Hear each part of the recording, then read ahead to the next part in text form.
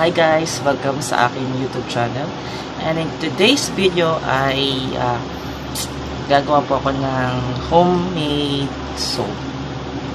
So may tanim po akong aloe vera. So yun yung gagamitin kong ingredient dun sa aking biniling soap base. So try ko pong gumawa ng homemade soap.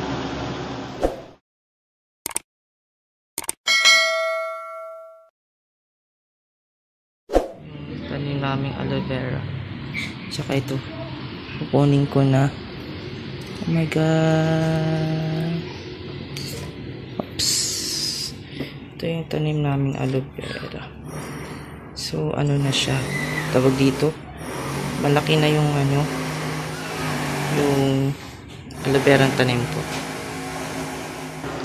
Okay. So, tinagtag na nga natin, ginipit-kipit na natin yung mga dahon-dahon ng ating mahal na aloe vera.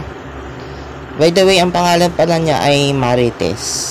Ang pangalan ng aloe vera na tanim ko ay si Marites. Babawasan natin ng dahon ni Marites. Ito na guys. Yan. Ang dahon ng ano. Ang ano. Ang juice niya. Yan. Gamitin natin yan.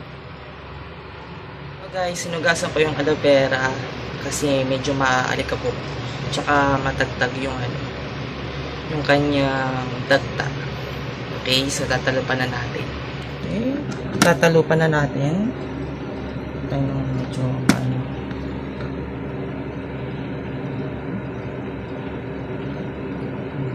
Tatalupan na natin.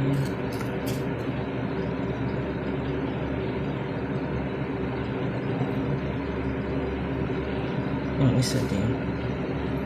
Ang hirap magtalo pa. So, talo pa natin.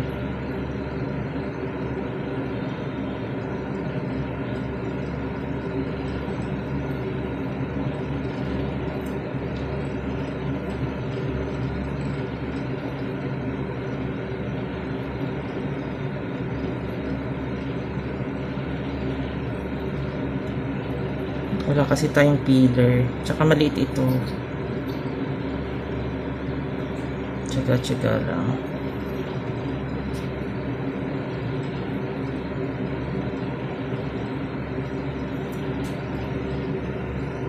Yan.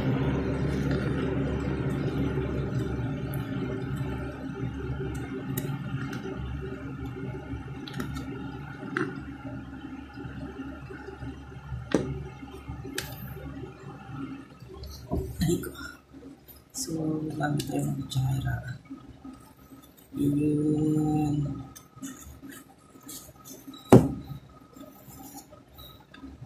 Kita nyo yan.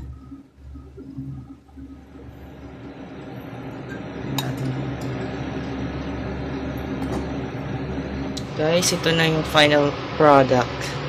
So, mamagit ko mo lang na isang cup yung naubos ko. Yung natalupan kong aloe vera. Yan. So, i-blender na natin siya. Okay, lalagay natin sa blender. Yan.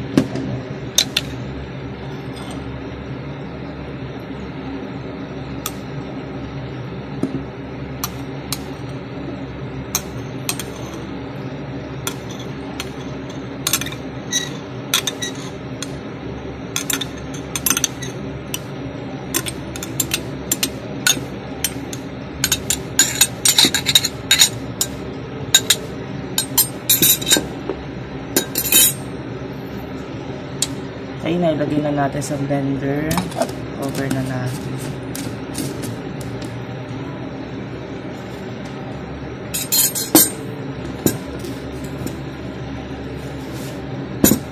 Ito na, i-blend na natin.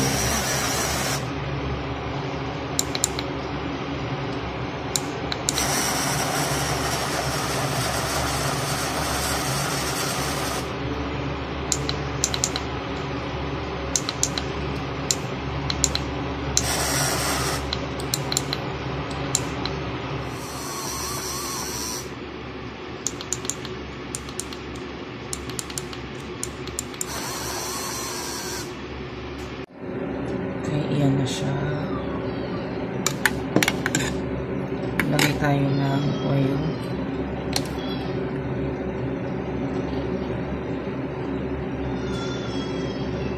Isang teaspoon.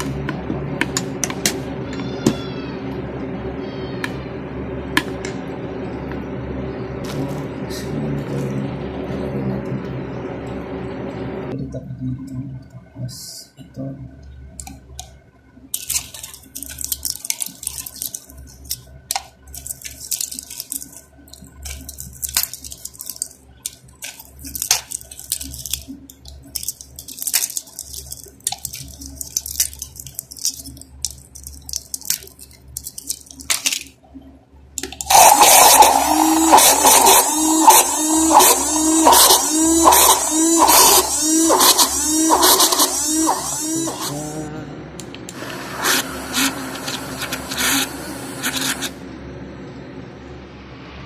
diba?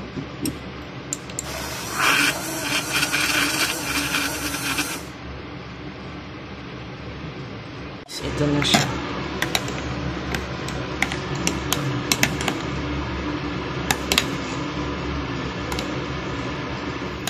Okay, gumamit ako ng 500 grams na soap-based shea butter with shea butter. Yan. So, ginayat-gayat ko na maliliit para mabilis matunaw. So, medyo mahirap kasi yung aking kutsilyo yung napakaliit. Ito na guys yung ginayat. Yan, isang ganyan din. Isang pulo. Isang pulo. Okay, gagamit tayo ng double boiler method sa pagtunaw ng ating soap base. And low medium heat lang kasi baka masunog, you know. Yan, so natunaw na, hinalo-halo natin. Tapos nilagay ko na yung aloe vera with burn slim na na supplement. Sana hindi epic. Anong molder mo? Wala, hindi pa dumadating yung molder ko. Pwede plastic na lang. Pwede naman yan Yung disposable plastic na mga Pero huwag lang matunaw. Okay, naglagay na rin ako ng 1 tablespoon na food color. So, nanguha ako ng food color na tabi-tabi ni Ate Faye. Kasi hindi ako nakabili. Yan, para naman magandang tingnan. Lalagyan natin ito sa touch mo. Tabi-tabi yan. Natin lalagyan ito.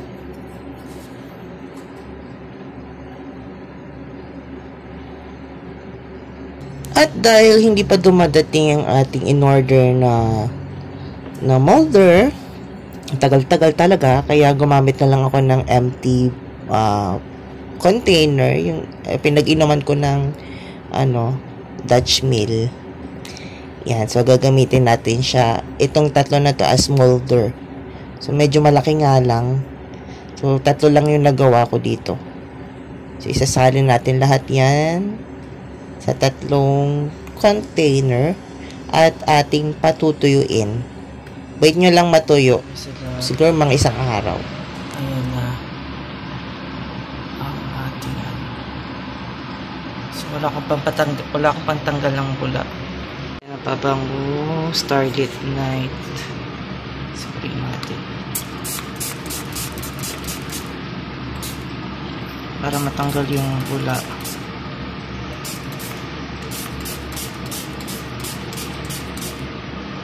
Okay, medyo natanggal yung bula. Okay. Ayan na po sila. Natin. Yan. Hanggang sa matuyo. Tinakpan ko muna. Guys, tuyo na. Try na. So, magka-open tayo.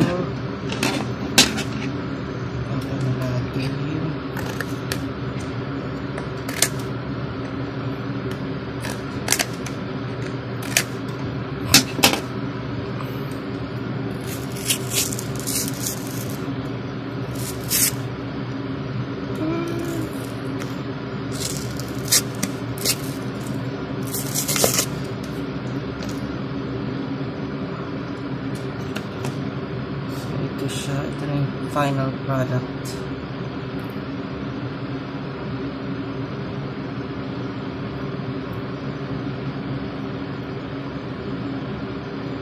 medyo kasal.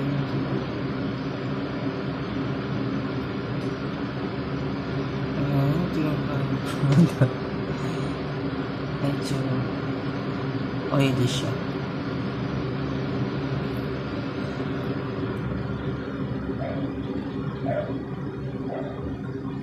Ito yung product.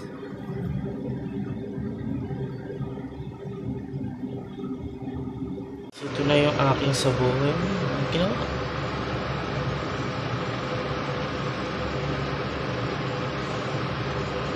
Okay, i-model ko muna yung ginawa kong sabon. Successful naman. Kahit pa paano. Hi, hello guys. So, titingnan natin, ito-try natin yung ginawa kong homemade aloe vera soap. Kung bumubula. Though hindi siya perfect kasi hindi parang ano siya, medyo malambot pa yung dulo. Yan. So, ito-try natin kung bumubula.